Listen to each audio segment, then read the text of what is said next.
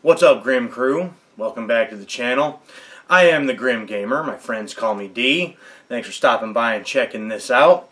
I had some plans to do an update video on some of the collection and some of the pickups that I've got over the course of this last month. Until I realized, and I got to thinking to myself, how can I do an update on the collection if y'all don't even know what the collection is?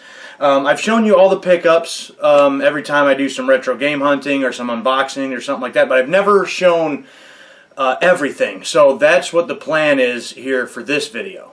As a matter of fact, this is going to be for the next two videos. I plan on splitting this up into two different ones because I'm trying not to make it too long, but also not too short.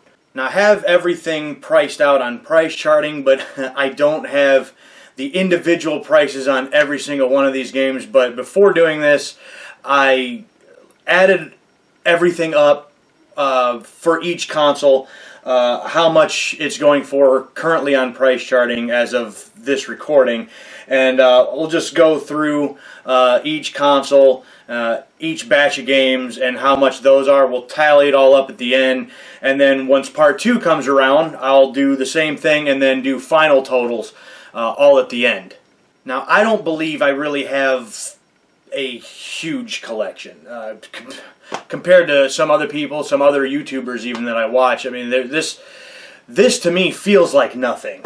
But, you know, for me, I've been collecting for a couple of years, and it's just, you know, over time, just add a little here, a little there, and it's slowly starting to grow. I'm happy with it, and I'm adding stuff to it all the time. So this is basically a starting point of, at least here on the channel, this is the collection, everything that's here, and then, you know, we'll just keep updating moving forward. So like I had mentioned, I'm going to be splitting this up amongst two different videos. So in this particular one, we're going to be going over mostly Nintendo stuff. We're going to be talking about the NES, the SNES, some stuff for Game Boy, the N64, the GameCube, the Switch, and then I'll tack on the Sega Genesis because the Genesis is the only Sega console that I have. And I have one particular game for PC as well, so we'll just kind of toss that in at some point. Now, overall, there's 13 different consoles that I'm currently collecting for, which is probably not the smartest idea, but I'm interested in a lot of different things, and so amongst all these different consoles, I just pick up some things here and there that, you know, pique my interest, that I want to pick up, and slowly building each and every one of those collections. But it's slow going when you're trying to collect for that many. But you know, slowly but surely we're adding some things to it. But for the most part, for each of these consoles, there's only a handful of games. There's not very many, with the exception of maybe one or two of them, maybe one or two of them. But so again, it's not a lot, but it's ever growing, and hopefully at some point I'll have a pretty decent sized collection.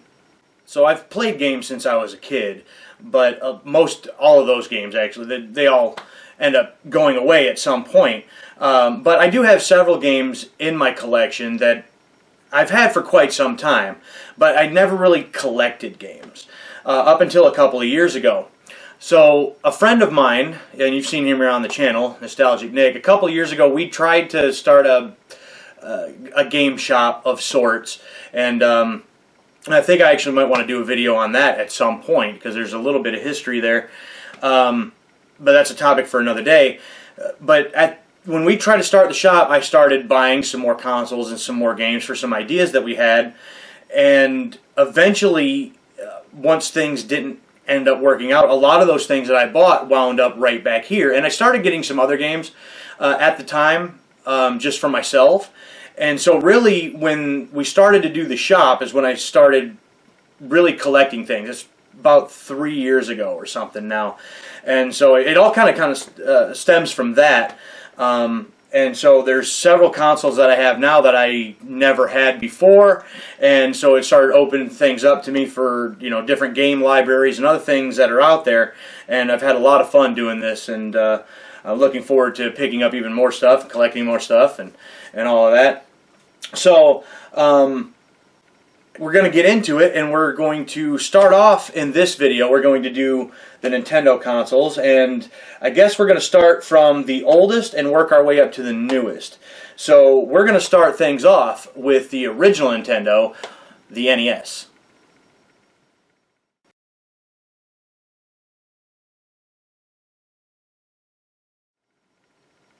So I think of the way I want to do this, you would have just saw the picture of the console itself. So there is that, and that was one of the things that I had bought for the shop. And eventually it just kind of came home with me once everything was all said and done. I had never owned an NES as a kid. And so, what, 2 or 3 years ago now, is the first original NES that I've ever owned, and so I started picking up some things for that. With the games, we're just going to go in alphabetical order. I believe that'll just be the easiest way to do it.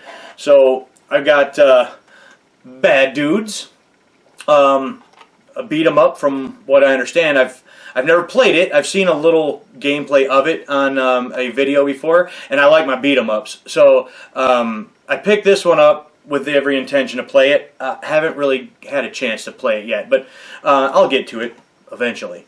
So I try to pick up stuff that just looks intriguing to me and that I do really want to play.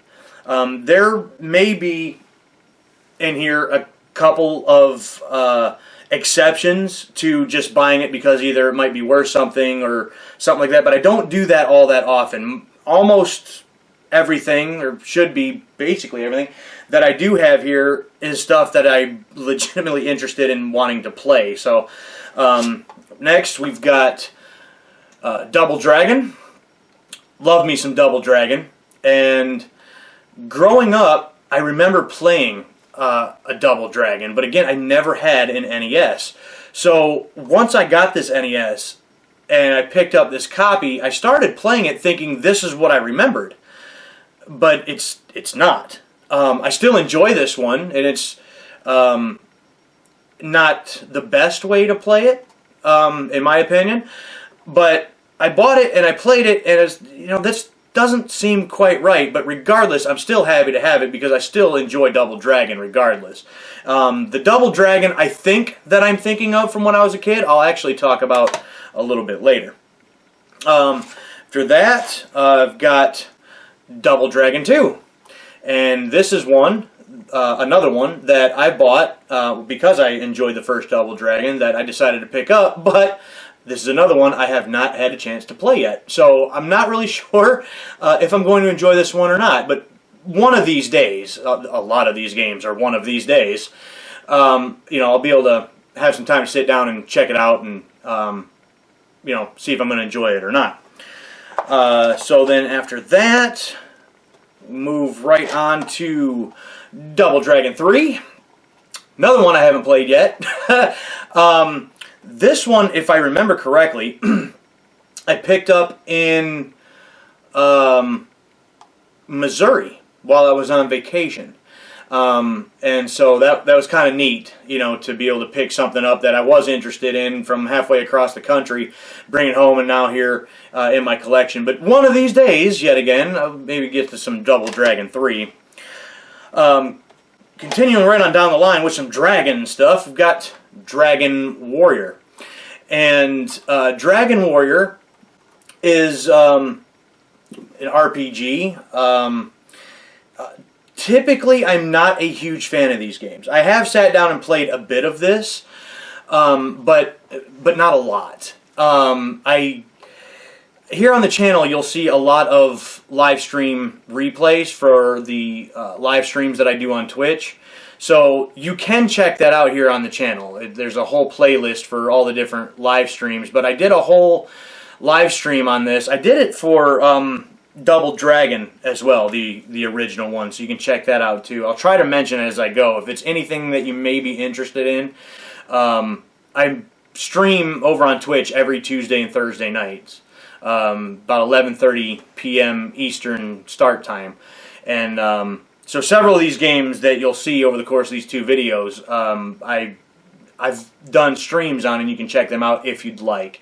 Double Dragon was one of them, and this is one that I'd have to put a lot of time into, and this isn't quite my thing. I'm not a huge fan of turn-based combat games. To me, they're too slow, and it just makes them boring. But it was okay. I didn't hate it, but I don't see myself, sitting down and playing this for hours and hours on end. But it was all right. One here that, again, since I never owned an NES, I don't remember ever where I played this at, but it was familiar to me also when I was a kid. It might have been a cousin or something that maybe had an NES, and I remember playing this on. And there's not a lot to it. It's a very simple game, but we got Excite Bike. Again, a very simple game, not a whole lot to it, but I can't help but enjoy some Excite Bike every once in a while. It's just something that I get a kick out of every once in a while for a few minutes, so had to have that one. Here's another one that I have never played, Marble Madness. And this one I had seen some gameplay on in some other video at some point, and I thought to myself, well, that's different. You know what? I'll if I come across it, I'll pick it up and I'll give it a shot one day. Well, one day hasn't come yet, but I do have Marble Madness, and I don't really know if it's any good. And if it's not, if I get a chance to play it, it might go away at some point. Because that's another thing for me, is that I'll pick up all types of different games because I want to try a bunch of different games that I've never played before, never given a chance, or never even if I had heard of them, wasn't interested. I'm trying to broaden my horizons a little bit. And so some games I'll pick up, and once I do, give them a try, it's not too bad. Or I really like that, or I'm not a fan of that at all. Several of these in here as well, and so some of these that I show you now might end up going away, but one that won't, we do have an all-time classic here. We got Pac-Man. I mean, is any NES collection complete without Pac-Man? I mean, that's kind of a given, right? I mean, I don't know what else really to say about it. It's Pac-Man. It's fun to mess around with for a few minutes every now and again. It's not one of my favorite games or anything, but there is that. Here's one that I do really enjoy, though. I've got RC Pro-Am. And when I was a kid, I used to have Super RC Pro-Am on the Game Boy. I had never played this one before, never knew it existed, because I never had an NES. But once I did have the NES and I realized that this is a game I could get for it, I'm all about that. I loved Super RC Pro-Am on the Game Boy. So if I can get something like this on an actual console, just play it on the TV, I want to pick this up, I want to try it, I want to play it, and I still really enjoy playing some RC Pro-Am every once in a while. Kind of brings back some memories of the one that I used to have when I was a kid. Here we got another classic. It's Super Mario Brothers and Duck Hunt. Super Mario Brothers is Super Mario Brothers. Another whole bunch of games that I never played when I was younger. Didn't have Nintendo. So just never really got into Mario much. But I remember playing Duck Hunt, and I am fortunate enough. I do have one of the zappers here, and I probably should have had that here too, but I have a zapper. I got an old CRT over on the other side of the room here that I've had since I was a teenager, living at home with my folks, and it's just gone everywhere with me over the years. And somehow, it's bulletproof, it still works just fine, and so I still have a way to play Duck Hunt to this day with a TV that's been all over the place with me. So we got those. Here we got Legend of Zelda. Did a stream on this one at one point. Legend of Zelda's overall, no matter which one it is it's hard for me. I'm not talking about hard as in it's like difficult and it's hard for me to get into. Most of them, I just feel like they're too long, and I don't have that kind of time these days. And I just they're not extremely interesting to me. This one, going back and playing this one on stream some time ago, there was I did enjoy it a little bit to a certain extent, just because it is something that I've never played before. I don't know if I'll ever go back and play it again, though. Not 100% sure on that one, but it is one that we have. And lastly, we've got Zelda 2, The Adventures of Link. This is one that I have not played yet. I believe both of these were games, if I'm not mistaken, were at the shop. I don't remember if I purchased them for the shop or not. I don't remember how we came across these, and I'm not 100% sure if that's where these came from, but I think it is. There's a couple of them here that I think came from the shop days a couple years ago. But got this one too, and it's on my list to play and do a stream of, but like many others, just haven't gotten around to it yet. So that is the NES collection so far. So with the console, the Zapper, and the 12 games, that, according to price charting, adds up to about adds up to $254.72 currently. So it's a small collection, but I'm adding to it here and there. The NES is not something I'm extremely familiar with, so it's sort of difficult for me to find games that I am actually interested in, because I'm not familiar with the library. So, but adding to it little by little here and there. So that was the NES. We'll move on now to the SNES.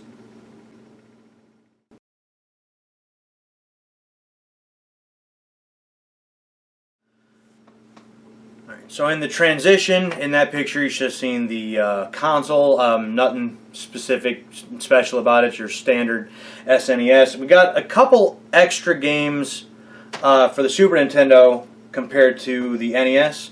A couple extra ones here. So first up, we got Brawl Brothers.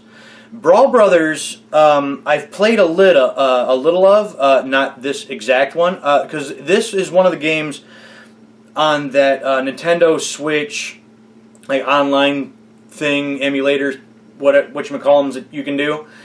I played a little of it there, and I enjoyed this. Again, I like my beat 'em ups, so I enjoyed it, and I finally came across a copy of it some time back. It was probably, I think it's in one of my game hunting videos. So there's a whole playlist for that. Also, you can check out all of those different hunting videos. Found it at one of the shops, decided to pick up a copy of it. Haven't had a chance to really dive into it though. So, but got Brawl Brothers first up. This one here is interesting. I did enjoy it though. This is Cool Spot. You get to play as the 7-Up Spot. And apparently he's got a couple games. This is the only one of them that I have, though. I think there's Spot Goes to Hollywood or something, too. There might even be a third. I don't know that for fact, but at least there's those two. This one, I saw some gameplay on, and I'm like, you know what? That actually doesn't look half bad. So, finally one day, again in one of these other shops, I found it. I decided to pick it up. I did do a stream on this one, so you can check that out if you'd like. But I actually really enjoyed Cool Spot. It's a fun little kind of goofy platformer, and I don't really care for platformers all that much. But this one I did get a kick out of, and I liked quite a bit. Here we have a classic, and looking at some of these now as I'm going through them, I realize that I have some stuff I have to do to some of these. This one still has some stickers, stuff on the bottom of it. This is F-Zero, excuse me. F-Zero, classic racer on the console. Enjoy this one. Really like it a lot. And one that I plan on doing a stream of one day, but haven't got quite that far down in my list yet. But I do enjoy it. This one I've played with Nick a couple times at the shop, and just enjoyed F-Zero overall. I do got to take care of some of that though, and some of these I realized that I didn't clean up like I should have. And so as I go, I'm going to have to take notes of all of these that might need to be cleaned up a little bit. That's one of them. But that's F-Zero. Next, another one that I played on that Switch, Super Nintendo, like, online service emulator thing that they got. And this one I liked quite a bit. This is Fighter's History. And Fighter's History reminded me a lot, gameplay-wise and aesthetically, of Street Fighter 2. Reminded me of that quite a bit, actually, and I found myself really enjoying this one. And so at the first opportunity, when I finally found one, I scooped it up immediately. It's strange because Street Fighter is just not something I ever got into when I was younger. In the next collection video, part 2, I'll talk about the fighting series that was more my thing, that I really got into. Street Fighter just wasn't one of them. And so to find this and to play this, and that it was so much like Street Fighter, I was a little surprised. And it's got me thinking now, I need to get a couple of these other Street Fighters. Because I rather enjoyed this. Why am I not playing Street Fighters? But Fighter's History I liked quite a bit. So I'm happy to have that one. Going back to the beat-em-ups, got Final Fight. Picked this one up because as a kid I loved Streets of Rage 2. Specifically 2. Played a little bit of all of them. But Streets of Rage was my beat-em-up game, and one that I've loved almost my entire life. Well, upon doing some research, when I was going to do streams of Streets of Rage 1 through 4, it was like, well, those were an answer and developed because of Final Fight, as an answer to Final Fight. And so I'm like, well, if that's the case, then Final Fight, that one should be good. So I picked up a copy of that. Did a stream on this one too. You can check that out if you'd like. But I don't like this one as much as Streets of Rage. But that partially also maybe because that's nostalgia talking, and nostalgia is a hell of a drug. So I did enjoy it, but Streets of Rage still tops it for me by a large margin. But we do have Final Fight, and I did enjoy it. Next up, we've got Ken Griffey Jr. Presents Major League Baseball. This one I never would have bought for myself, but at one point I was doing I had tried a couple different like retro game monthly subscription services, and I wasn't getting the value out of them that I felt like I should, and some of the conditions on stuff really wasn't that great. So I decided to do a video like that, but with my best friend, Nostalgic Nick, and I gave him money. He went into a store of my choosing, bought me some stuff. I unboxed it just like I would a retro game subscription box, a mystery box. This is one of the ones that he selected for me. And as far as I'm not a huge baseball fan, so I've played a little bit of this, but not a lot. As far as baseball games go, I don't know if it's really that good or not. I don't really have anything to compare it to because it's just not something that I really play. I'm not a huge baseball fan, period, let alone as far as the games go. So, but I mean, it's all right. But the fact that my best friend picked it up for me, it's sort of special to me just because of that alone. Next up, we've got Killer Instinct, and I wish more of the cartridges were this black cartridge like that. I really like that. To me, it's so much more aesthetically pleasing to the eye than these gray ones.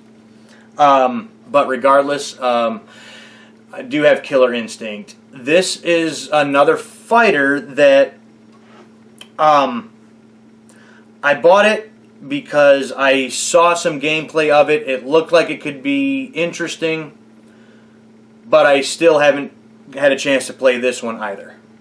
One day. So it's here in the collection. I'll get to it one of these days. We've got the Mighty Morphin Power Rangers. The better of the two versions, as far as I'm concerned. This is more of a beat-em-up, just like several of the other beat-em-ups I've talked about. Like this one quite a bit, actually. I feel like this is another one that I played as a kid, but never having a Super Nintendo. Again, it might have been at a cousin's house, potentially. I don't know. But, you know, the era that I grew up in with the Power Rangers, the original ones, and a beat 'em up, it was fun. I enjoyed it. This is another stream that you can catch if you'd like. It's on the channel there. But Mighty Morphin Power Rangers, I like that one quite a bit. This next one is another one from the shop. This is Sim City. This is one of my best friend's favorite games from the console, from what I understand. I've never been much for city builders. As far as sim stuff goes, I preferred just The Sims or The Sims 2 on PC. I liked being able to build the individual houses and, you know, decorate them the way I wanted to, make, you know, my characters and such. The city builders, not a huge fan of. Did a stream on this one too and did okay, but they're just too slow moving and just a little too boring for my liking. It's not that it's a bad game, it's just not really my thing. I don't have one now, but growing up I had SimCity 2000 on the original PlayStation and couldn't get into that one either. The city builder's just not my thing. But regardless, we have SimCity. This next one may be one of my favorite ones that I currently have in the collection for the Super Nintendo, even though I'm not a huge Mario fan. But we've got this combination one. It's Super Mario All-Stars with Super Mario World. Now, as far as I'm concerned, Super Mario World is, as far as like these older generation Mario games, Super Mario World is the best. Period. There is no discussion about it. I don't know why. It might be because of a different game I'm going to talk about here in a few minutes.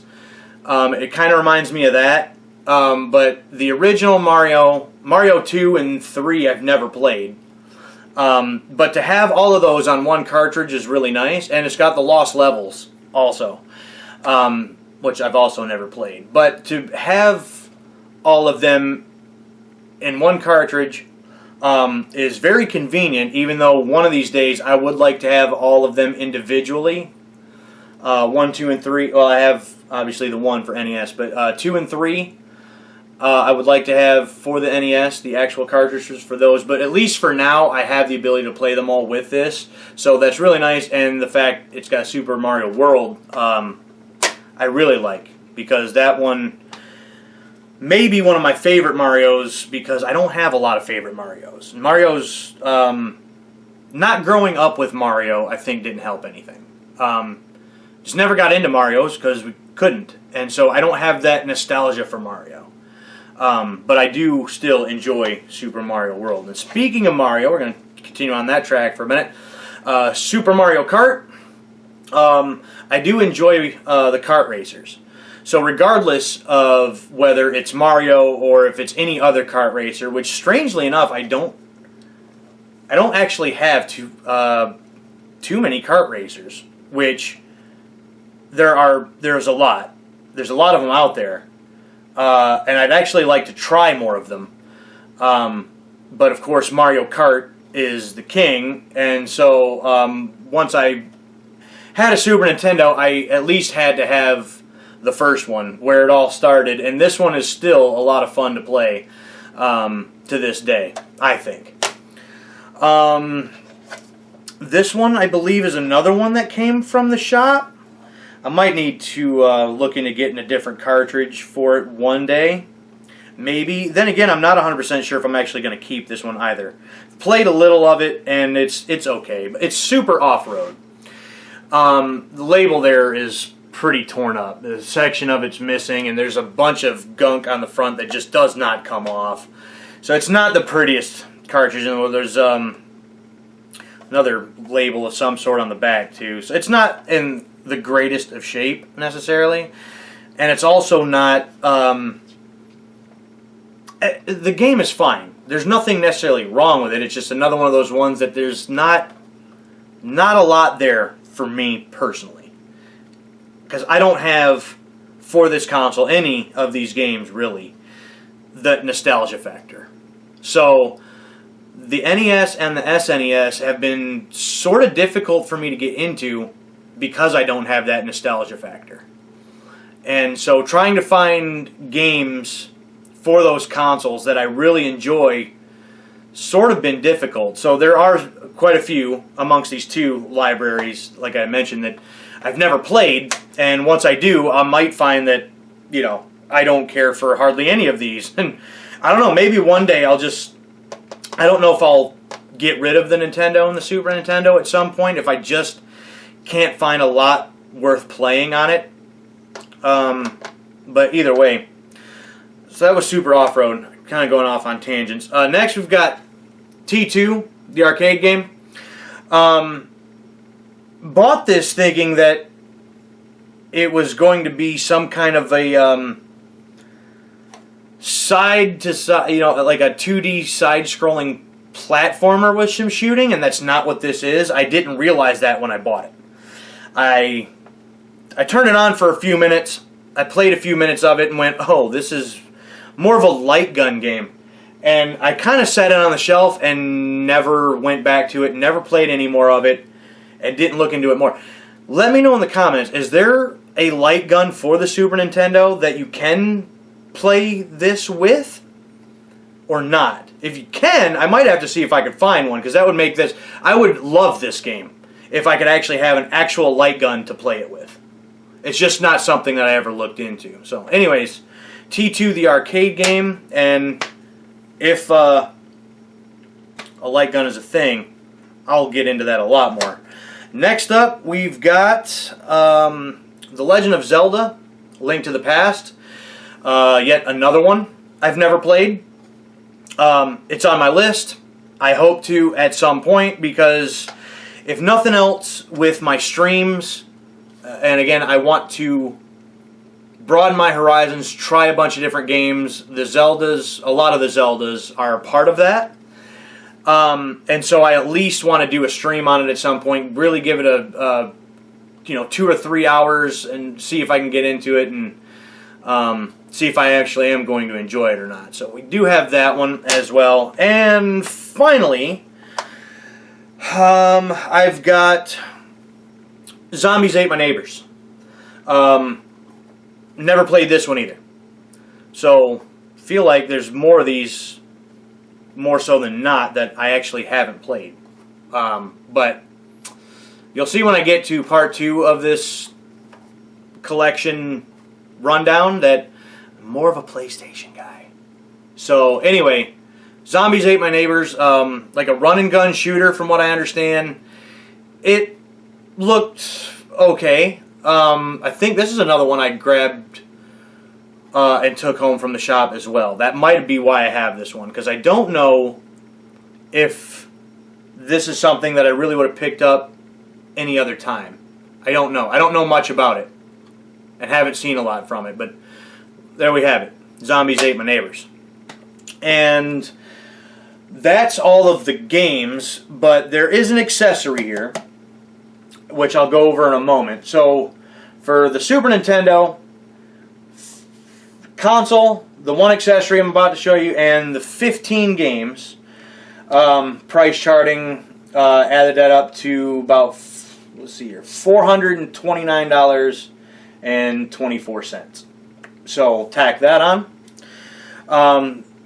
We'll move right on to the next one because I actually don't have the hardware itself, but the accessory is the Super Game Boy.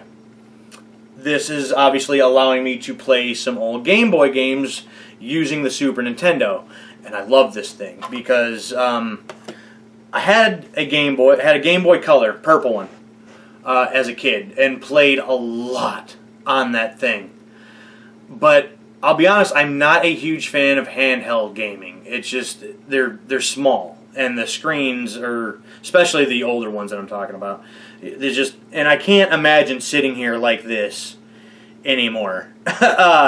Did as a kid, didn't know any better, and taking either road trips with the parents or even riding on the school bus to school. You had time. I don't have that kind of time now. And a couple of these games, they take time. And so I don't have a lot, but that is going to transition into the Game Boy games that I do have. It's only 5 of them. It's not a lot. But all of these were ones that I had as a kid that I've slowly started picking up again to add to the collection. There's just a couple that I'm missing that I would like to get. And I think because of having the Super Game Boy and being able to play them through the Super Nintendo, something I think I might want to look into more. I didn't even have a lot of Game Boy games as a kid. I only had a select few. But those select few would take hours upon hours and upon hours. I didn't need a lot of games at that time. But anyways, the 5 Game Boy games. First up, we got Super Mario Land 2, 6 gold coins. And this is the Mario growing up that I played the most because it was on the Game Boy and it was just accessible to me. And I feel like, I guess this one reminds me a lot of Super Mario World or vice versa, and I think that's why I like Super Mario World so much. I picked this up. This is one that I played a bunch as a kid. I've been meaning to do a stream of this one also. Haven't got around to it yet, but it's on my list like a whole bunch of other things. But this one is basically my, up until a couple of years ago, obviously, my entire experience with Mario was Super Mario Land 2, 6 gold coins. I was happy to have that. I mentioned in the NES section RC Pro-Am. This is where that started, Super RC Pro-Am. Once I had the ability to play some Game Boy games through my setup, be able to stream them, and have a way to play them on the TV so it wasn't like this, I had to have Super RC Pro-Am. I loved this game as a kid. I still love this game. There's not a lot to it, but I still really enjoy Super RC Pro-Am to this day. It's one that I'll pop in and play every so often. Now for the ones that took up most of my time with the Game Boy. This one came from the shop, and I wish it was a little bit nicer looking, but I am just happy to have it. My first Pokemon game on the Game Boy back in the day, Pokemon Blue. Played this half to death as a kid. This isn't my original copy. Like I said, I got it from the shop. I wish the label looked nicer. One day maybe I'll have a chance to get maybe a different cartridge, replace this one or something. But again, just happy to have it. Yet another one on my list that I've been meaning to do at least one stream on, just to, for nostalgia's sake, just to check it out and play it, for a little while. Jump back into something I haven't played in many years, but very, very happy to have Pokemon Blue. Another one I really enjoyed as a kid because the actual card game, I had a slew of cards. I had so many of them, and boy, do I wish I had some of them back now. Pokemon the Trading Card Game. Set up just like the regular Pokemon games, blue, red, yellow, of that time, like an RPG style turn-based combat, but with the cards. And I really like this one. It's not as long. That's one of my things. The other ones are just, to me, the grinding. It takes forever to get anywhere in those, I feel like. And this one, not so much. And again, as a kid, I had a lot of the actual cards that you use in this game. And I just really find the card game very enjoyable. I did a full playthrough of this on Twitch. That entire playlist is available to watch here on this channel. And I really enjoyed this. This was a lot of fun, and I think it's a crime that, to my knowledge, this is the only Pokemon game that used the trading cards themselves. Being that at some point, you know, Yu-Gi-Oh became a thing. But Yu-Gi-Oh, I know in the show, it's all about the cards. That's the whole premise, is the cards, where Pokemon it's not. But I feel like it's a shame that we never got another one of these. And now that I think about it, I think there was a second one. There was a trading card game too, I think, but it was only ever released in Japan, and since I can't read and or speak Japanese, I will never get that, and I will never play that. So this is all I got, and I think it's a crime. I think we should have at least got at least one more. I'm surprised we never did get another one. And rounding off the Game Boy games, Pokemon Silver. This, well, I shouldn't say this. Crystal was where Pokemon kind of ended for me. You know, the Gen 2 era of Pokemon. But I do remember having this one, playing it, and enjoying it. Did a few streams on this like 3 years ago or something now. It's been a while. So if you actually do want to check out the streams, the replays on the channel of this, cut me some slack. I was kind of new to streaming at that point. Not that my streaming's really all that great to start with. You know, I mean, whatever. But not a great layout, and I don't remember even if the sound was the greatest. But they're there, and you can watch them. But Gen 2 was pretty much where Pokemon ended for me. And then it was on to Yu-Gi-Oh! I had mentioned Yu-Gi-Oh! A minute ago. We went from Pokemon to Yu-Gi-Oh! At that time, and I never got back into Pokemon ever. So Gen 2 is where it ended. So Silver is, you know, I'm happy to have this. I should play some more of this. I got a ways. I did 5 streams, I think, or something of it, and then moved on to something else. And I didn't finish that playthrough of it, but you know, I don't even remember those ones, the Gen 2 stuff, as much or as fondly as Gen 1. Gen 1, I guess, it was easier to manage and easier to remember back then. There was only 151 in Gen 1, right? And by the time, even with Gen 2, and there's, what, an additional 100 or something, I started losing track of them already at this point. Now, I don't even know how many there are with the different forms and the different... I don't even care. It's way too much. But to go back and play some of these older ones from time to time, it's really nice. As a kid, I also had Yellow. I had Pinball. I could kind of care less if I ever got Pinball again. I had Crystal. Crystal, probably never, ever own again in my life. It's too expensive. I don't feel like paying, what is it, 150, 180 bucks, whatever the hell it's going for, loose these days. I'm not going to do that. That's not going to happen. So maybe with the exception of Yellow at some point, that might be the extent of the Pokemon games, at least for the Game Boy.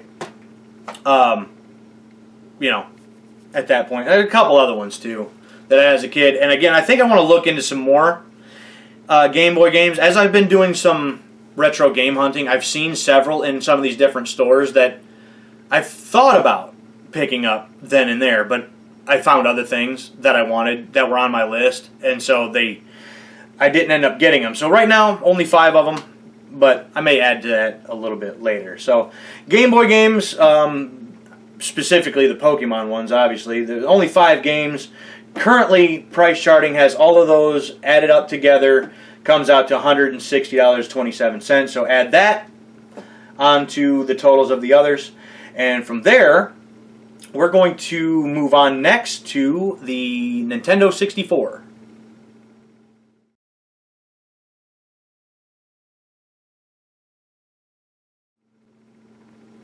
So as you would have saw in the picture, standard N64, nothing really that special about it. There's definitely some variations that I would like to have one day, but well, a lot of them are expensive, so that's not a thing.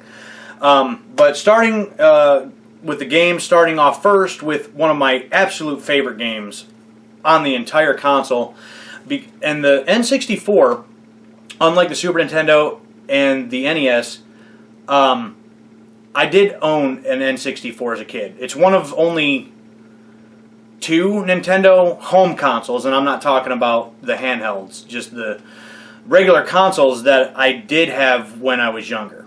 And this game was one of the reasons why I did have an N64. My cousins had it, we played it to death, had a lot of fun, and it's one of my favorite games to go back to and play to this day.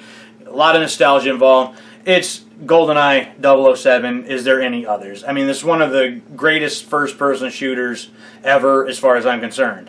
A lot of it, I believe, started here. I mean, you know, there were some innovations here, and it's based off of one of my favorite 007, maybe my favorite 007 movie. Pierce Brosnan is Bond. I don't care what anybody says. It was the best era for James Bond. That's probably also nostalgia talking. I went back and watched some of the older ones, a couple of the newer ones. The Brosnan films are the best. And I love this game. I love the movie, and I still enjoy going back to this day and playing it. But again, a lot of nostalgic memories as far as that game goes, with playing with my brother and cousins and whatnot. And one of the reasons why we convinced our folks when we were younger to get a Nintendo 64 is because of that particular game. Continuing on with 007, got The World Is Not Enough, and as far as the movie games from the Brosnan era, these are the only 2 good ones. Because Tomorrow Never Dies was hot garbage. But this one, not as good as GoldenEye, in my opinion, but it's still a decent game. I still like this one quite a bit too. And I actually like the blue cartridge. I like the different colored cartridges. The gray is just, well, it's gray, and it's bleh. But the blue cartridge is really neat. I like that. And that was another decent game. I like that one. Cruising USA, again, absolute classic. I seem to remember playing this like maybe in an arcade or something when we were younger. Only had like one arcade around, and maybe this is another one, probably played with some cousins or something. I don't recall actually owning this one as a kid, but have played Cruising USA when I was a kid at some point. Might have owned this next one. I think we probably did, because I think almost everybody did. Mario Kart 64. You know, again, as far as kart racers go, it's fantastic. Love this game, and still a lot of fun to play to this day. Got many hours in that one with family also. Next up, got Pokemon Stadium 2. And this one, I specifically bought, and I don't remember if I mentioned it or not up to this point. The N64 that I have is one that I bought probably, what, 15 years ago or so now? Maybe? It's not the one I had when I was a kid. But at some point in this like last 15 years since buying that particular console, I wanted to play Pokemon Silver. Picked that one up several years ago. And I needed a way to play it. I didn't have the Super Nintendo at the time. I didn't have the Super Game Boy, so I had no way to play Pokemon Silver, and I wanted to play it on the bigger screen. I specifically bought this game for that reason, because with the 64, the transfer pack, which I do have still, and this game, you could play the Game Boy games on the big screen. Never really got into the actual game itself. Played some of the mini games and stuff and whatnot, but specifically, you know, bought this to be able to play Silver through this, the transfer pack and the N64 on the TV. So that's why I have this. And I don't know, maybe we should actually play the actual game at some point, you know. But it was nice to have for what I needed it for. This is another one that came out of one of those subscription, well, not subscription boxes, but mystery boxes that my best friend did for me. He picked this up for me and threw it in one of the boxes. Ready to Rumble Boxing Round 2. Played a couple minutes of that to get some footage for that particular video, but that was about it. But I enjoyed what I did play. So I have this one coming up very soon on my list of games I'm going to be streaming. I'm going to just do a one-off of this one. So I'm going to sit down, play it 2 or 3 hours, and really put some a few good hours into it and see how much I really can get into it. But another one that my best friend got me, and I'm looking forward to playing some more of that. Next up, we've got a game that's part of a series that I started collecting basically all of the ones that I could find. And I didn't do that purposefully. It kind of just happened. But the original games, and there's one specific one on the PlayStation that I really loved, but never owned or played this one until recently. It's Road Rash 64. The 3D Road Rash games, in my opinion, not that great. They're clunky, and they're just not as much fun to play. Did do a stream of this one as well. You can find that in the live stream replays playlist. It's okay. It doesn't suck, but it's not. I don't enjoy this one as much as a couple of the old ones on the Genesis and one other specific one on the PlayStation. But it was cool to have, and I just kind of keep collecting Road Rash games. I kind of just want to play them all. I just enjoy Road Rash. So next up, another one that my best friend got for me. This is WCW versus NWO World Tour. And as I continue down this list here for the next couple, was a huge wrestling fan growing up, but I was a WWF kid.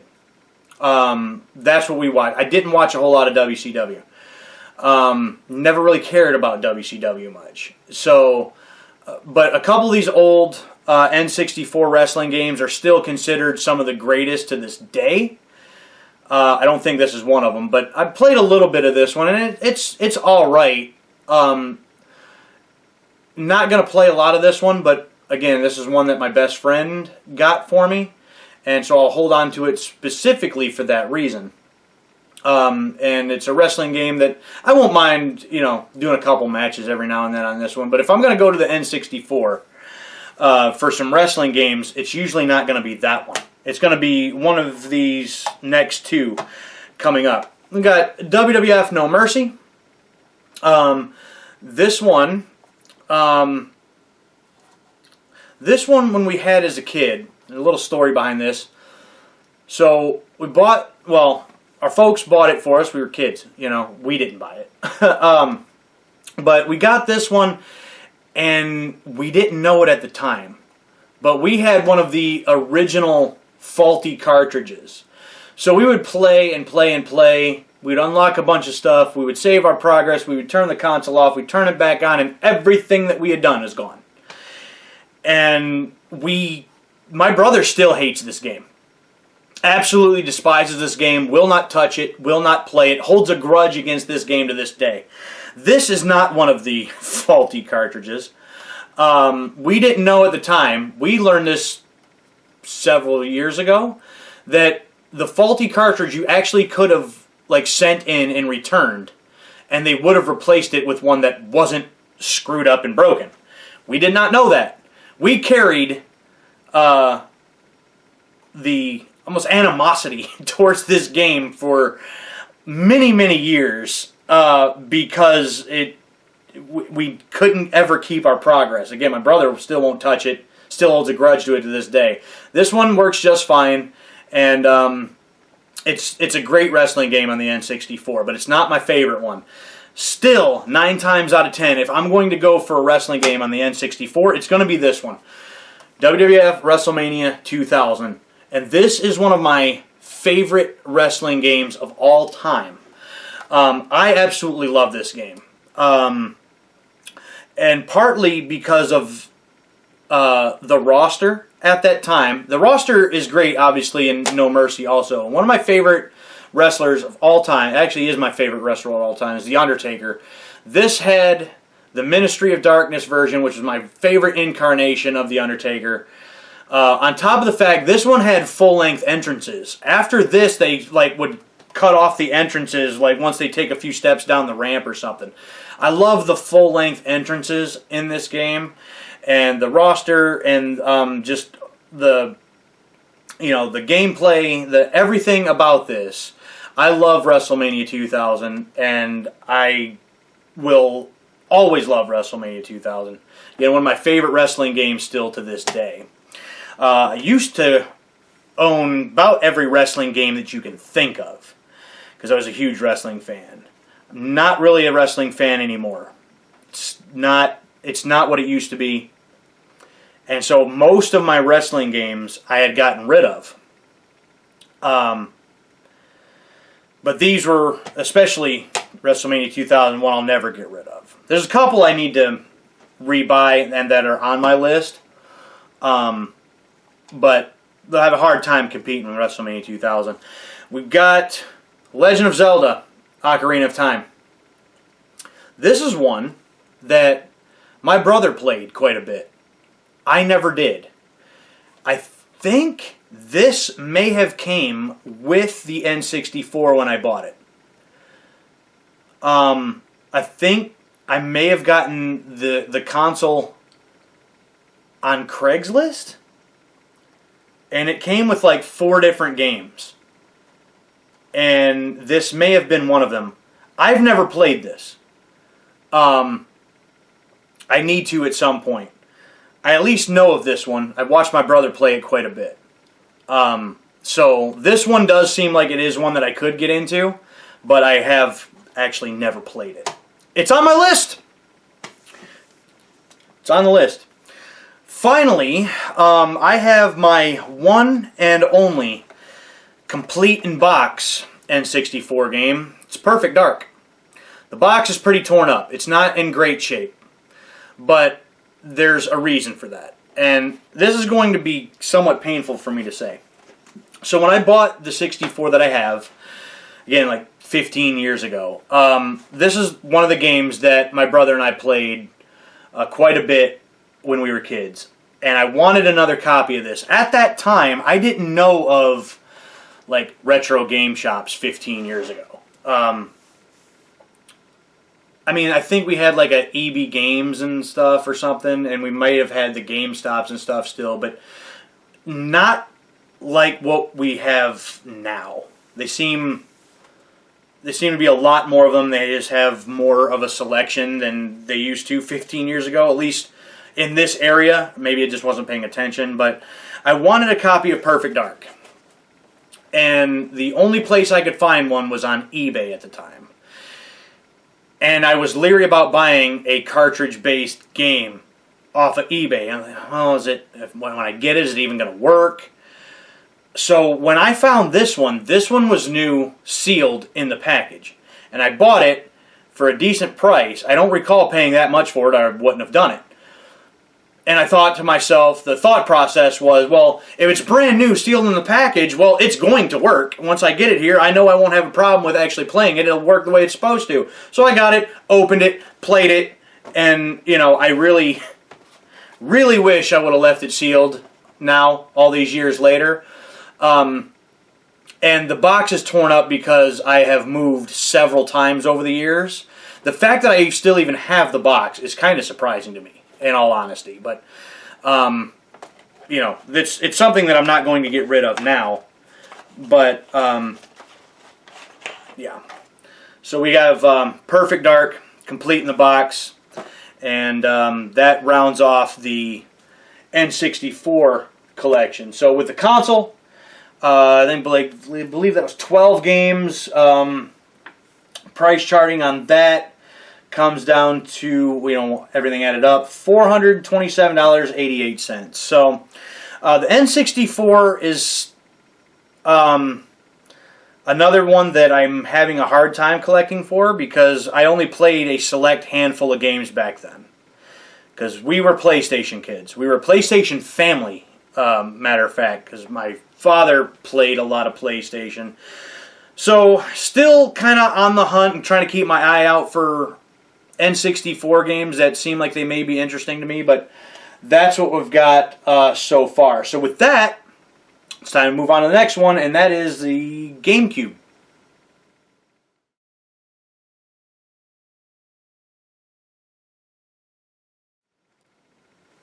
So in the picture that you saw there for the transition, shows the console. That's actually a Japanese GameCube. Apparently, from what I've read, the GameCubes were region locked, and so somebody must have done some kind of a modification or something to that in order to play the North American titles, because it plays all my games just fine.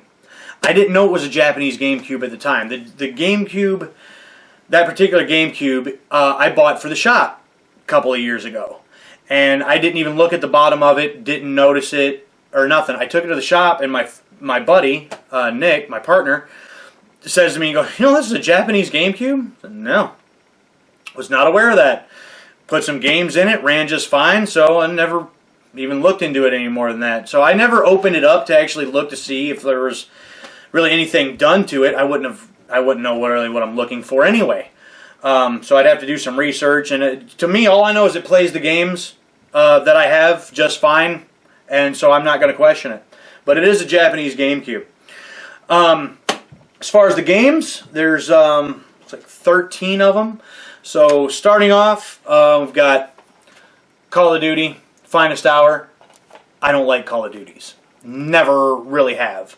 These ones I'll prefer a lot more than anything that's Call of Duty related. Nowadays, Call of Duty, any of those like multiple, multi-online shooters and all of that crap, y'all have fun with that, but I think they absolutely suck.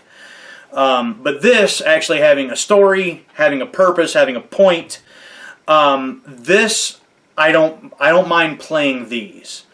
But even the settings, World War II type stuff or whatever, to me, kind of been done to death. But I got this out of one of those subscription boxes, and they sent it to me complete in box. So, I was like, you know what, it's a GameCube game, it's complete in box, I will hold on to that, and I won't mind giving this one a try at some point. Next up, I've got, and this is one I need to clean up a little bit, Driven. Played a couple of minutes of this once I got it, just to make sure it was actually going to work. Didn't know that this is inspired by a movie of the same name. Never heard of the movie, Driven. But I've played a couple of minutes of it. It's not that great. I don't know if this will be one that I hang on to or not, but it is also a complete in box. So it's a complete in box GameCube game. So it's there for now.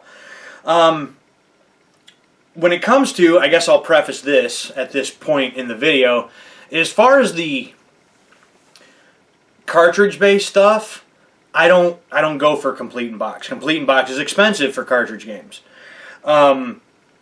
So I don't, that doesn't bother me. Would I like to have complete in box? Absolutely, of course I would. But I've kind of just accepted the fact that I'm probably not going to have complete in box cartridge games, at least for the most part. Disc-based games, whether it's this, PlayStation, whatever, different story. If it's got a disc, then it should be in a case. If it's got a case, it should have the manual and its box art. It should be complete. There's no reason why it shouldn't be, as far as I'm concerned. Cartridge-based stuff, with the exception of the Genesis and those plastic, I guess I've heard them called clamshell cases. Cardboard boxes, I get it. They were garbage. You pulled the game out, you tossed them. Most people didn't hold on to those. So I accept the fact that most cartridge games just don't have boxes. There is no call for that as far as disc-based games. So I try to get complete in box whenever I can. So little tangent there, but there's my reasoning on that and why I keep showing you whether they're complete in box or not. Except we got Ed, Edd n Eddy, The Misadventures. Just recently did a stream on this, and I loved this cartoon as a kid. We had amazing cartoons. We had this, we had Dexter's Laboratory, we had Johnny Bravo, we had Courage the Cowardly Dog. We had great stuff. And once I realized that this game was a thing, I'm like, oh, I've got to have that. I've got to play that. And it's set up just like some episodes of the old cartoon. It was great. I really did enjoy this one quite a bit. The replay is on the channel if you want to check that out. It's all there in full. Next up, I've got, yeah, I really got to take care of some of these boxes and clean them up a little bit better. My goodness. We've got Extreme G3, Extreme G Racing, whatever you want to call it. It's a little bit different on the front and the spine, but got that complete in box. And this one I picked up because I enjoy some racers. I enjoy some racing games. I typically don't care much for like the sim racing games, like your Gran Turismos and stuff like that. But like arcadey type stuff I like. And this being more like on these like futuristic like motorcycle looking things. I thought it looked really cool. I've only played it for a minute or two just to test it when I bought it to see if it was going to work, but haven't really dove into it yet. I would like to play some more of that. It's on my list.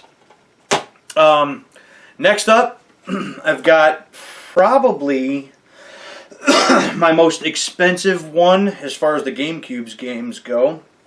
We've got Metal Gear Solid, the Twin Snakes, this one complete in box, and no flaking and stuff on the disc either, which I saw a lot of when I was looking to buy one of these.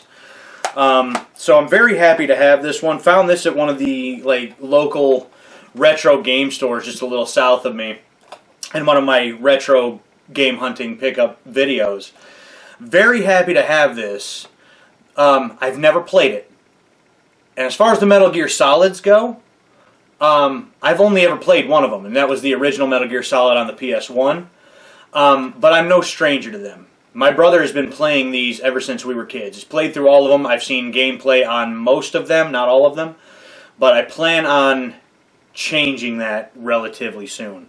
So stay tuned.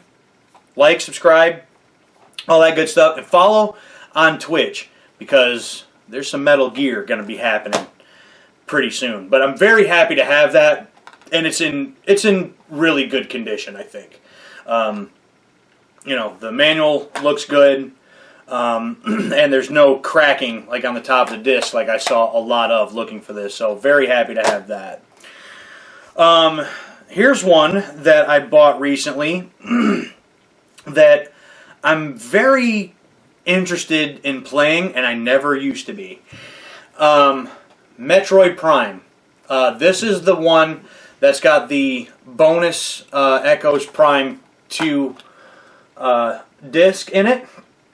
And never played any Metroids, ever, in my entire life.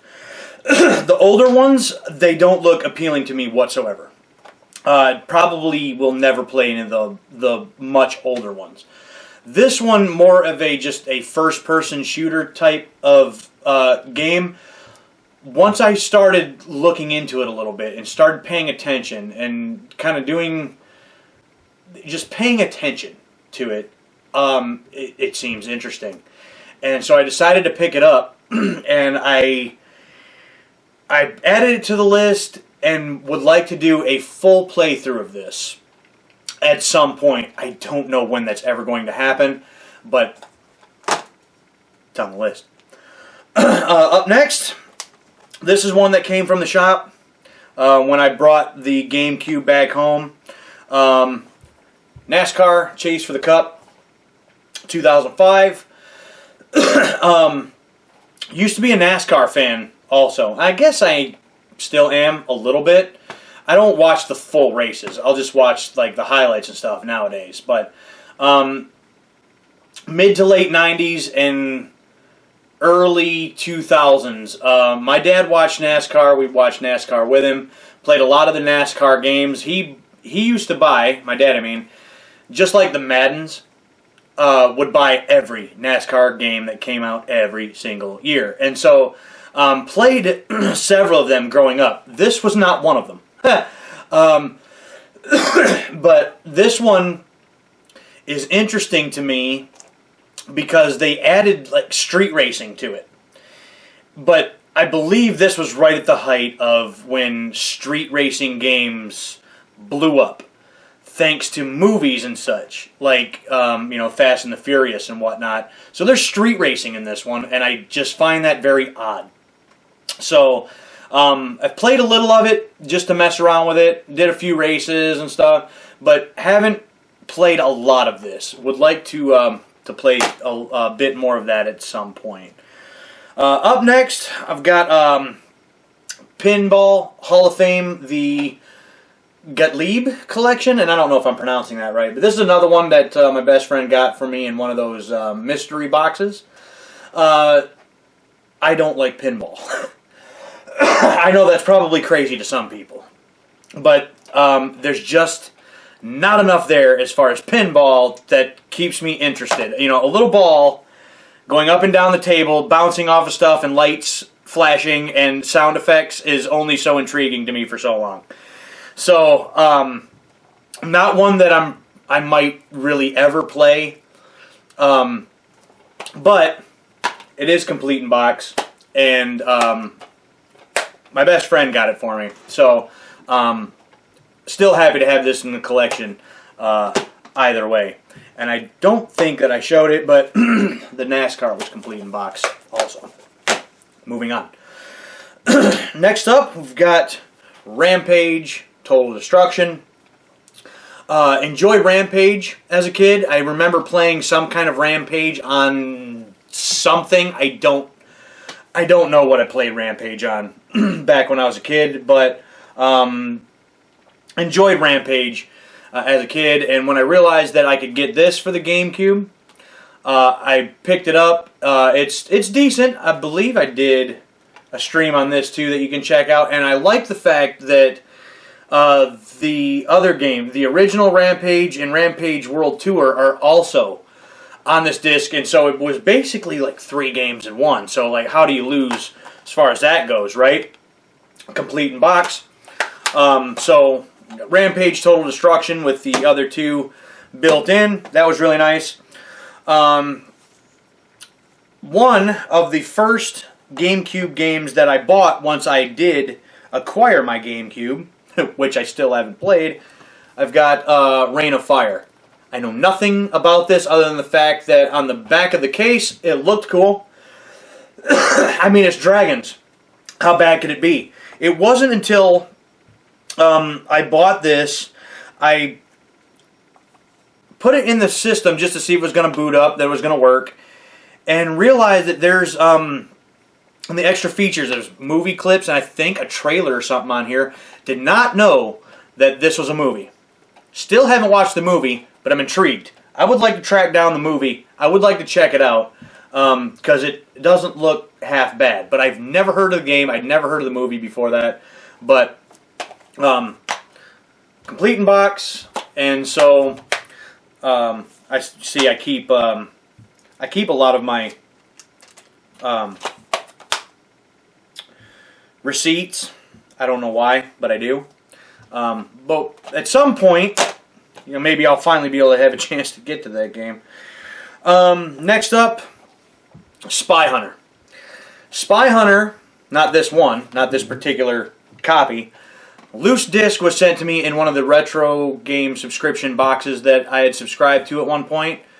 But since it was disc only, not a fan of that, because once again, disc-based game, no reason why it should not be in its case, not have the manual. There's no reason to separate those things.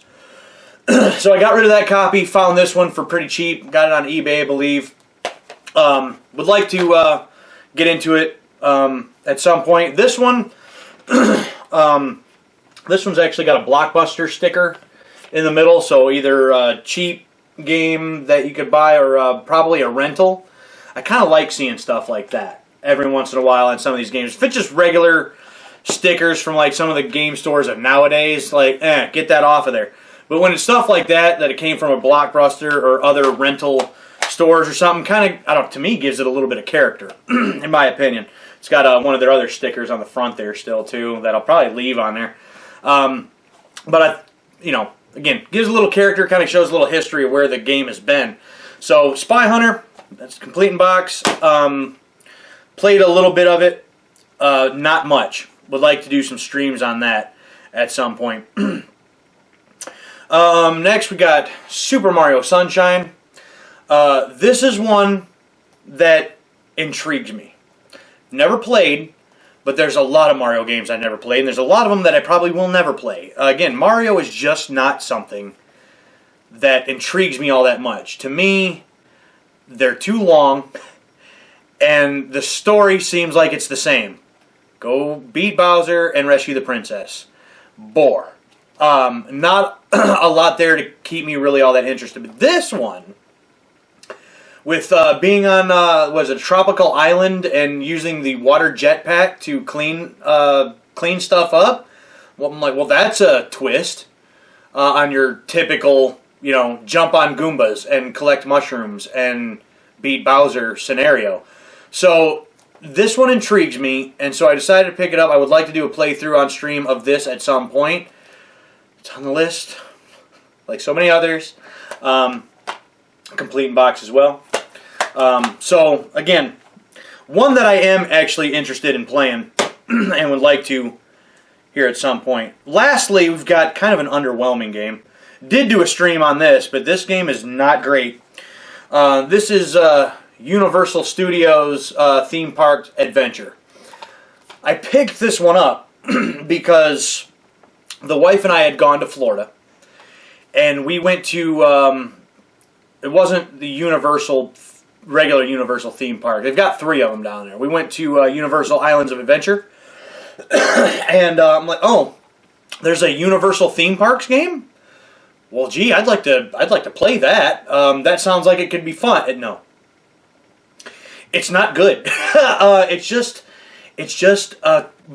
several mini games based on like other Universal properties, and the actual park you run around in itself is boring. You got to pick up trash all the time. Like, don't you have employees to do that? Ain't that what they get paid for? Why am I doing that?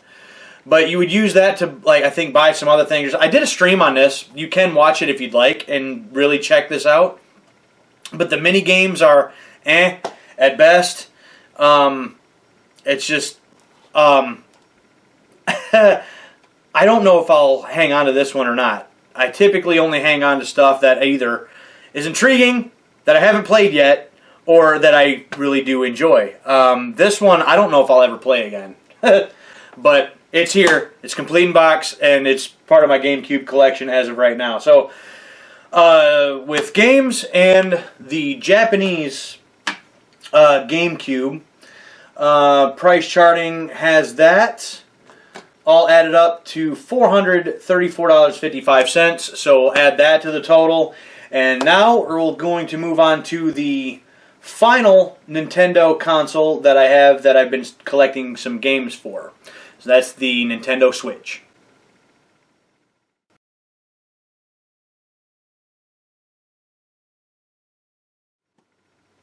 So in the transition there, you see the actual console that I have. It's the Legend of Zelda Tears of the Kingdom edition. Got a whole box and everything here. I think that's the only like special console that I do have. Again, there's several out there that I would like to have, but this came about because I had bought my wife a Switch several years ago. She's got like the regular standard model. I wanted one of the OLEDs sometime later, and there were several games that I would like to have gotten and played for the Switch. And I was just going to borrow hers to do it, but eventually I was like, you know what, I'm picking up a couple other games. I would like to just kind of have my own. I found somebody on Facebook Marketplace selling this. It's complete in box. I paid a good price for it, as in I paid a lot for it, but I paid less than what it's worth. So I did do an alright, on that deal regardless. So that's the actual console itself. As far as the games go, first up, I've got Atari 50th Anniversary Collection. This is the expanded edition. This is also the Steelbook version. I like Steelbooks. I wish I had more of them than what I do. But there are actually a lot of Steelbooks that I'm actually not really all that interested in. This is complete. I bought this brand new when it came out. So it's still got the different stickers and the different other things in it still. The Atari 2600 is one that I've always kind of wanted, but just never did buy. This was a way for me to play some of those games, and this actually let me play a small handful of Jaguar games, which I'm never going to be able to afford a Jaguar. It's just never going to happen. And there's a couple games on here that I actually really liked. So to have this, that's really nice. It's a nice collection. Happy to have that, and I like that Steelbook. Next up, we've got, might as well just go and do all three of these. Got Bayonetta, Bayonetta 2, Bayonetta 3. Trilogy, all three of them. Picked these up because these look like they'd be a lot of fun.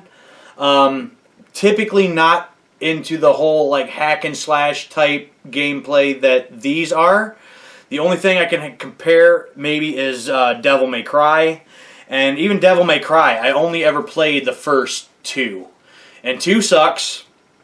And the first one, I did buy again, I don't know, a year or two ago.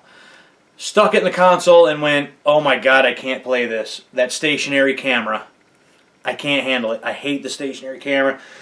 But came across some video clips of Bayonetta and thought, you know what?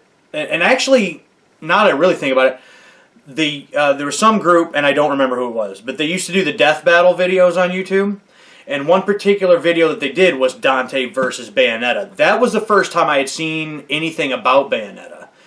And I'm like, well, what is that character? And so when I realized that I could get all three of these on the Switch, I decided to pick them all up. Have not played a single one of them, but I have it in my mind that I want to do this series playthrough. When I go and start Bayonetta, I want to do all three of them basically back to back. That's one thing I do like to do as far as my streaming goes. I'll do full-length playthroughs of things. I will do one-offs, but then I'll do series playthroughs. I will play entire series from beginning to end. I want to be able to do that with all three of the Bayonetta games at some point. I've got a lot of other things that I am trying to get to right now. So that's not going to happen for a little while, but I do want to go through all three of those. Next I got Catan. This, as far as I'm concerned, is not a great game. A lot of board games, in my opinion, don't translate well to video games. Some of them do, but that's not all of them. This one, I don't know. There's something about this one that just it bores me a little bit. But Catan itself, I enjoy. I enjoy playing it with my friends, and it's a lot of fun. So I decided to pick that one up, and I won't say it was a letdown per se, but it's just not one that I might not play that often. So we got Cruisin' Blast. Cruisin' Blast was a lot of fun. I did enjoy this one quite a bit. Did a stream on this one too. And it's an arcade racer through and through. The fact that you can unlock cars like a hammerhead shark and a triceratops, it's so out there and it's so weird, and it's completely ridiculous, and I loved every second of it. Cruisin' Blast is a good time. Got Epic Mickey Rebrushed. Did a full playthrough of this one. I don't remember how many times, how many parts it took, 5 or 6, or something like that. That whole playthrough is on the channel here as well.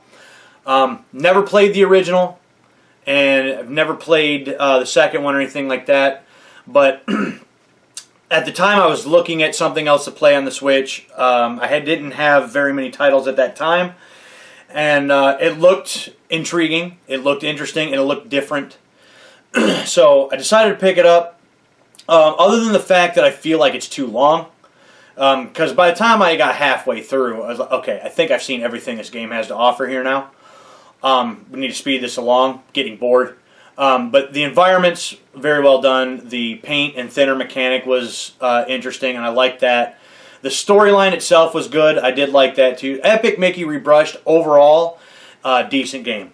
I did enjoy that one. I'm going to save that one, actually, probably for the end. Next, Pokemon Let's Go Pikachu. This came about because I was told that this is basically a rehash or a reimagining or like sort of a, not necessarily a remake. Yeah, I guess reimagining might be the best term for this, of Pokemon Yellow from the Game Boy Color. And again, I don't have Yellow, but I played Yellow a lot when I was a kid, and I said, well, if that is anything to do with like just the original 150, and it's something that I could basically be familiar with, I want to check this out. Did one stream of this. It was like 4.5 hours or something that I put into it, and the changes that were made, I didn't like at first. I don't mind it once I got into it a little bit more, and once I got done with that stream and started thinking about it a little bit, I was, you know what, I actually enjoy what they did here. Let's Go Pikachu is a decent game, and I like the fact that it kind of goes back to the original stuff, and it's something, again, that I'm familiar with, and that you know, I can kind of keep up on, and it's familiar in a new way. I do like that one. I want to get into more of that. I didn't get very far, but I want to put some more time into that. Got Roller Coaster Tycoon Classic. This came about because when we were kids, didn't have a lot of games that we played on PC. The PC that we had, Mom and Dad bought it specifically like just type stuff up and print stuff off if they needed to. Had a couple games for it, but not many. Roller Coaster Tycoon on PC was one of them. And that came about only because they were running a deal with Tostinos at the time. And when you buy, I don't know, you send in like the barcodes or something from like the boxes of pizza rolls or the small pizzas or something, and you could send those in and you would get a copy of Roller Coaster Tycoon. That's how we got that game. That's how we played it. And I've been wanting to play it again for ages. I bought it through Steam some time back and still haven't even played that version. But when I saw that they were going to be releasing that, this is Roller Coaster Tycoon 1 and 2, all kind of rolled up into one with a little bow. Didn't have the second one. I think we played 1 and 3. Never played 2. But it's like, well, if it's Roller Coaster Tycoon on the Switch, I could take it on the go. That's fantastic. When I went in out to Kansas for my vacation, I took the Switch. I took this, was able to build up some theme parks, was a lot of fun, just like I did on PC when I was a kid. The nostalgia kicked in, but being able to play it on the go on a newer console was a lot of fun, and I very much appreciate this game. So glad that that's on the Switch. Lastly, I've got this one here. I was so looking forward to playing this game, and I have decided not to open it. But last we've got Mighty Morphin Power Rangers Rita's Rewind. This is the deluxe edition. Inside is supposed to have the steelbook, some collectible trading cards, postcard. I think I said steelbook. If I didn't, steelbook. This fancy box. You know, it's a really nice set. And again, I like my beat 'em ups. And after playing the Mighty Morphin Power Rangers on the Super Nintendo, thought, oh, another like old school like beat 'em up that's Power Rangers. I'm all about that. I want to play that. Pre-ordered this. It showed up at the house. I got it, and I said, you know what? What if I never open this? What if I just put this down, put it on the shelf, never open it, and maybe this could be like one of the things over the years that may be worth something one day that I own. So I decided not to open this. So I want to get like maybe just a standard, like regular copy of this. I'll play that, and I will leave this one alone, and maybe, if I'm lucky, fingers crossed, because so many things I had as a kid are worth money now that I wish I would have kept. I hope that maybe one day this will be worth something. Only time will tell. So that is the Switch collection so far. So with the Tears of the Kingdom console, the games, this deluxe edition here, that adds a lot of value to the overall collection. Currently, all added up, price charting has this added up to $605.38. So that's it for the Nintendo stuff. So now we're going to move on to the final console, that is the Sega Genesis.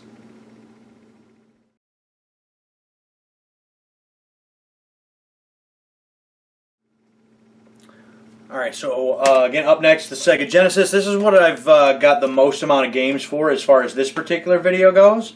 So I'll try to whip through them as, pretty quick. I know this is already dragging on and on and on. So on the picture, I've got the Gen 1 Sega Genesis, the rectangular one. I wish I had the Tower of Power, the Sega CD and the 32X, but that's probably never going to happen. That's money. That's never going to happen. First up, Championship Pro-Am. Again, it goes right along with the RC Pro-Am and Super RC Pro-Am. Would like to do a stream of this and do a comparison. And have the NES and the Genesis hooked up together. Do half the stream with one, half the stream with the other. And so we can kind of compare Championship Pro-Am to RC Pro-Am. So there's that one. Next up, one of my favorite games on the Sega Genesis. Came across this on one of the Genesis collections on one of the PlayStations that I got, and started playing it. And I was like, "This is great. This is phenomenal." Beat 'em up. I like my beat 'em ups. Comic Zone. Comic Zone. Beat 'em up in the style of being inside the comic book. I said, "This is amazing." It looks great. It's a little difficult, but it's a fantastic game. And I think it should be almost a federal crime that we never got a second one of these. Because Comic Zone is fantastic. I really do enjoy that game. Next one up we've got it's 6-pack. It's got 6 games in one. Got this from my best friend. He was selling off some games, and I really wanted this because I've been looking for a copy of Super Hang-On. Super Hang-On's on here. And I don't care how many different stores that I've been to, how many miles I've driven to go to these stores, how many games I've looked at. I can't find Super Hang-On. I just can't find it. But it's in here, so it's got Super Hang-On, Columns, Revenge of Shinobi, Sonic the Hedgehog, Golden Axe, and Streets of Rage. So now I can play Super Hang-On, and I can also play Streets of Rage and Golden Axe. A couple other ones that I would like to have actual copies for. But for now, this'll do. That'll do for now. Mighty Morphin Power Rangers, back to that one. Again, I did a stream of this and did a comparison with this and the SNES version. This is more of a one-on-one fighter. You play as both the Rangers and as the Zords at various points. It's okay. I prefer the beat-em-up style for this compared to the one-on-one fighter. But the one thing that this game did have is you could play as the Green Ranger, because you couldn't in the Super Nintendo version. So that knocks that down a couple pegs, and we get like a 16-bit rendition of Tommy playing the flute, and it's awesome. And I love that as part of this game. But I do enjoy the gameplay more of the Super Nintendo version. Next, we got Primal Rage. Just did a stream on this recently. Another fighter, but with dinosaurs. It's an experience. It's clunky, and it doesn't particularly look that great, but I still found myself enjoying this regardless. Speaking of fighters, we're going to keep right on with that. Street Fighter 2 Special Champions Edition, and it's funny, I don't have Street Fighter on any of the Nintendo consoles. But I have it here. But when I bought the Genesis, I think I bought it specifically to take it to the shop, potentially, and I think this one was just kind of thrown in. I don't think I would have bought this just for myself. It just was included in it. So I've played it. I don't recall if I've done a stream on this one or not, but I mean, it's funny that I do have a Street Fighter, but it's not even for Nintendo. So we got that one. Next, I'd have to say probably my second favorite game on the Sega Genesis as a whole. We got Streets of Rage 2. I love this game. And this was my favorite Streets of Rage up until recently. It finally got knocked off its pedestal, but played this one as a kid, and I absolutely love this game. It's my favorite beat 'em up. Some of the music from Streets of Rage 2 just lives rent-free in my mind. I love everything about this game. And I mentioned earlier that as far as cartridge-based games, I've kind of resided the fact that I'll probably just mostly have loose cartridges. This is one that I believe deserves to be complete in box on the shelf. And I haven't done that because it's a little pricey, but maybe one day I'll have a complete in-box copy of this because I feel like it's worthy of that. But for now, just the loose cartridge, but again, it's one of my favorite games on the console. I love that. Next, Super Monaco GP. It's a little racer, a little IndyCar racer. It's not particularly great, but have that one. I'll take this one and play that one any day of the week compared to this one, The Lion King. I absolutely hate this game. This game sucks. I think this is another one that was thrown in with the console when I bought it. This is notoriously hard for no damn reason whatsoever. I can't get past this, the second level. I hate everything about this game, and I'm not really sure why I still have it. That might be going away at some point. It's not even worth playing. Next, we've got one that actually is turning into one of my favorite games on the console, and this is another one my best friend got me in one of those mystery boxes. It's Tinhead, and I'm not a huge fan of platformers. To me, there's only so many different ways you can reskin a character to jump on different things and jump on top of enemies and reach the end marker. You know, it's just rinse and repeat. But this particular one, there's something about it, and I don't know what it is, that I really, really enjoy about this one. And the fact that my best friend got it for me makes it all that much more special. I will always hang on to that. Really do like that one. Next up, Toy Story. This came in one of the other retro subscription boxes. I only played a couple minutes of it just to get some gameplay footage of it for that particular video. I don't know if it's really all that good or not, but it's a great movie. But I haven't really dove into that one much. Next, Ultimate Mortal Kombat 3. Another one that I've tried to play. But Midway, with their BS AI, I can't beat a tower even on the easiest difficulty. I can't do it.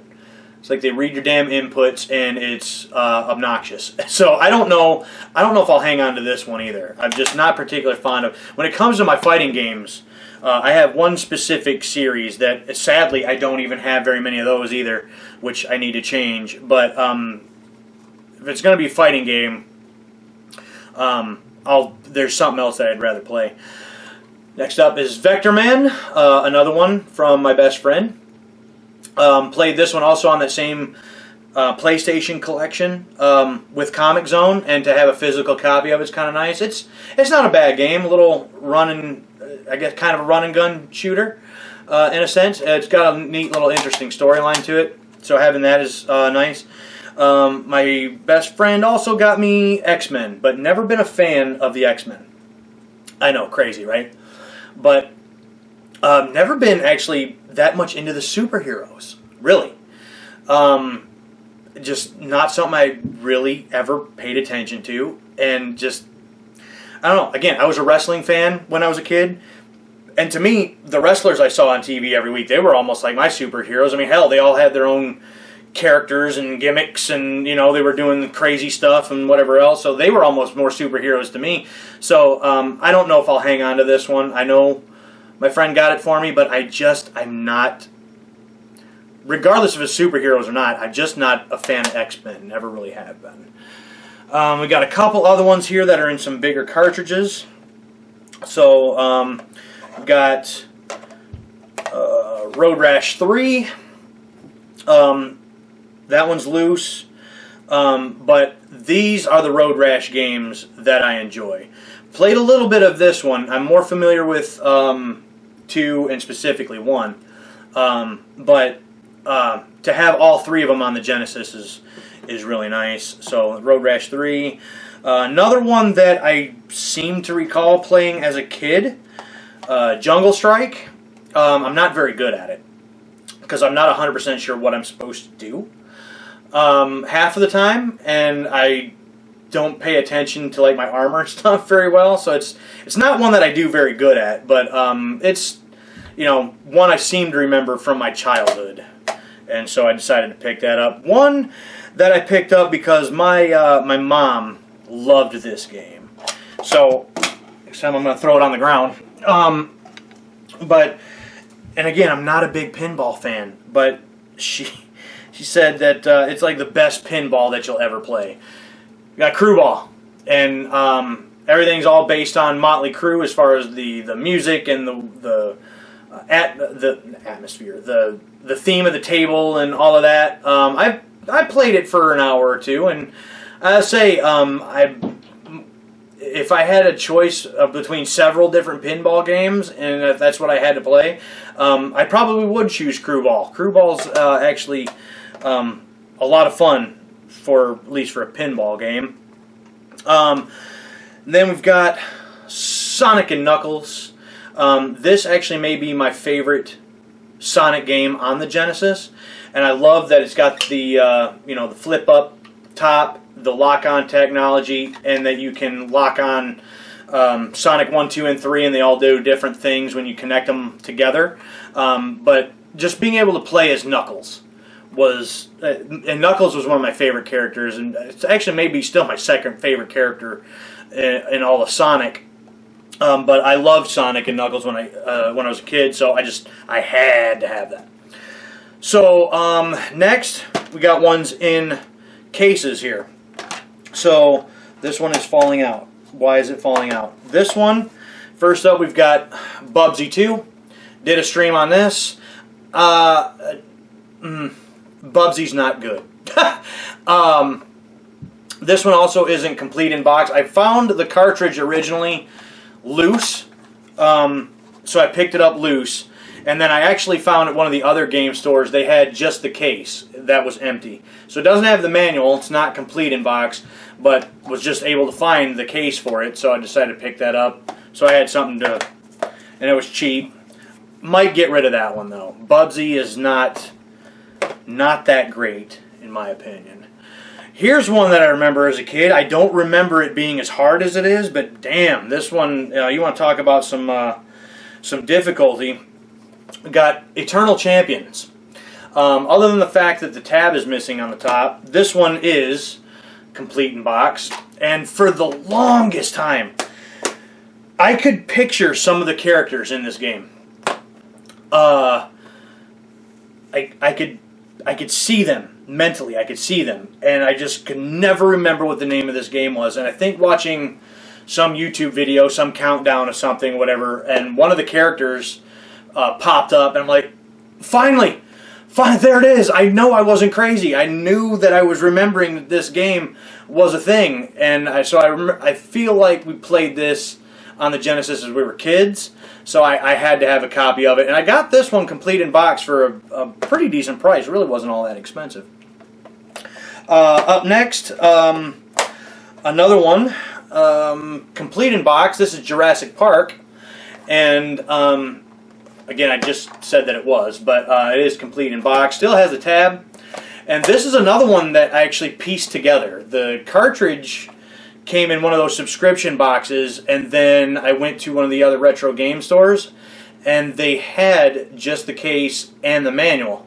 So I picked that up for just a couple bucks, was able to throw the game in it, complete it, which is kind of neat. I like the fact that you can play as both Grant and a Velociraptor, but again, it's still a platformer, and like I'm not particularly sold on it. I don't know how much I'll really play this one, but and now that I say that, the next one up is a platformer, and it's one of my favorite games on the Genesis, but it's one of my favorite games of all time.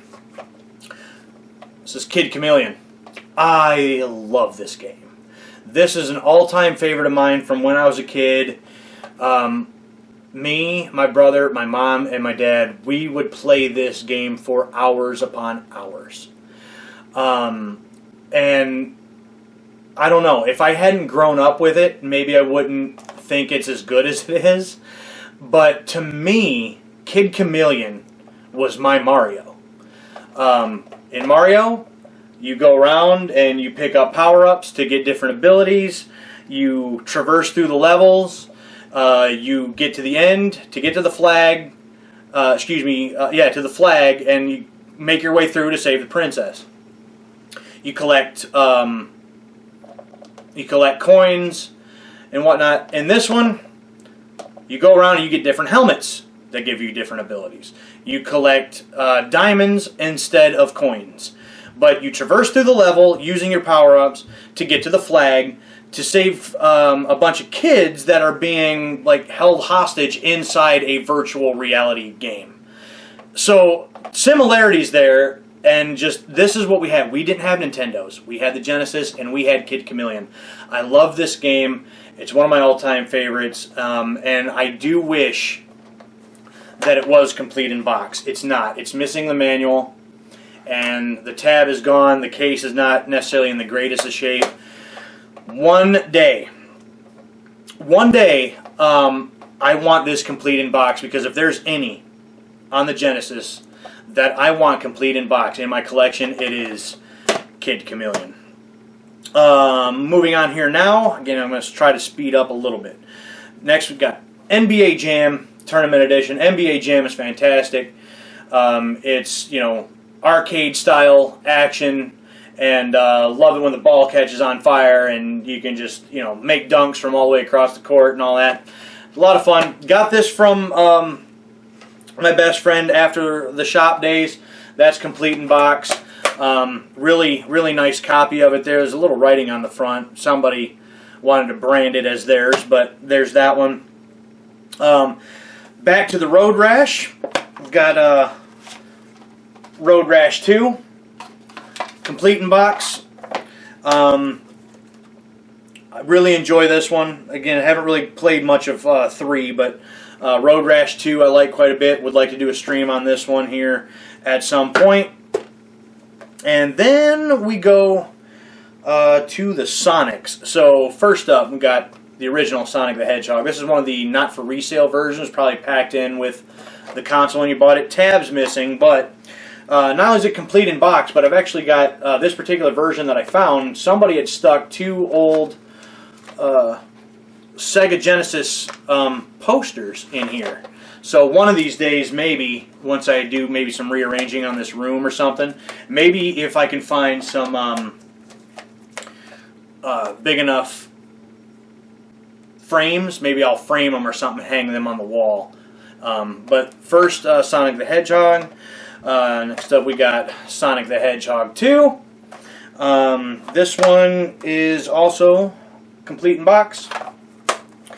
And finally, we have a Mega Hits series version of Sonic the Hedgehog 3. This is complete in box. I would have liked to have had one of the regular hard clamshell cases than this, but I went into one of the game stores and they had this complete in box for $20. So I'm like, really? That's it? Well, I'm taking it home.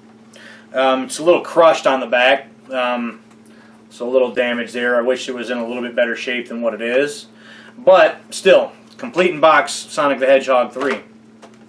Finally, I got something here that is really neat to me. First of all, we got the first Road Rash. And I know I kind of did them backwards from 3, 2, now to 1. But this Road Rash goes way back also for me as far as my memories. I don't remember playing 2 and 3 so much, but played a bunch of Road Rash as a kid. And this is one of, if not my favorite Road Rash ever. Probably second compared to one other one. But absolutely love this game, but I didn't have a case for it. Well, my best friend was doing some experimenting with some laser engraving, and he found this wooden, almost looked like a book, And he did something really neat for me on his laser engraver. And again, I'm talking about Nostalgic Nick. He went and made this up for me. And laser engraved this in this like wooden box. Almost like a book type box. And so it's got the cover, the back cover.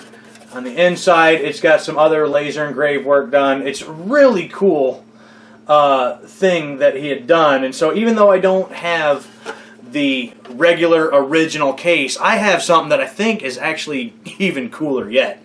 So it's not like this snaps in place or anything like that, but it's something that I can keep my Road Rash game in, and it was personally made just for me. And the detail is very well done, and I absolutely love this thing, and I love being able to display it on the shelf. So it's one of my favorite things that I have, honestly. So altogether, console, 28 games. This one was one of the high dollar ones. After adding everything up on price charting, that all comes down to $540.60. So that's one of the big ones, but there's a lot there. And finally, just to wrap this up here quick, I do have one game on PC, and that's it. But this is the last one really to show. I do have the Elder Scrolls 4 Oblivion on PC. This is complete in box. I haven't played this version of it in many years. And the PC that I was trying to play it on when I bought it was not great. And it didn't run very well. But I bought this specifically because the PS3 version of this game, the PlayStation did not get most of the DLCs that came out for this game. So I bought this trying to play all the other DLCs, but then I got into modding it and stuff like that. But again, the computer I had just really couldn't handle it. But I loved this game so much to the point where not only did I put hundreds of hours into the PS3 version, but I put several more 100 hours into this version, even on a PC that really didn't run it that well. I couldn't get out of this game. But that's the only PC game I bought, so or that I currently have, so I thought I'd just throw it in here at the end. That one's currently on price charting for $13.21, so add all of that up together.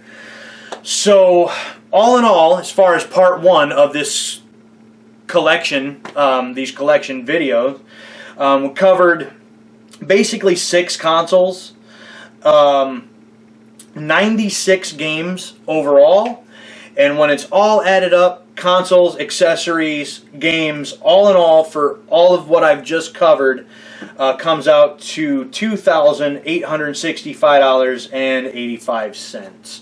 So we'll take those totals, and once we do part 2, we'll add all of that together for all of the totals at the very end. So that's part 1 of my video game collection.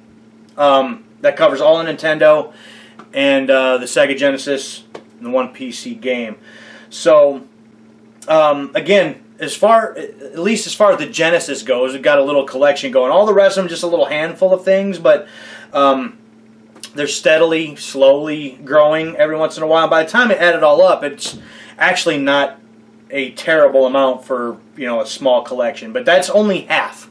Haven't even covered the other half of the collection yet. That'll be in part 2. That one might even be a little longer. And I know this one has already gone long, so I'm going to sign off. I hope you enjoyed this video.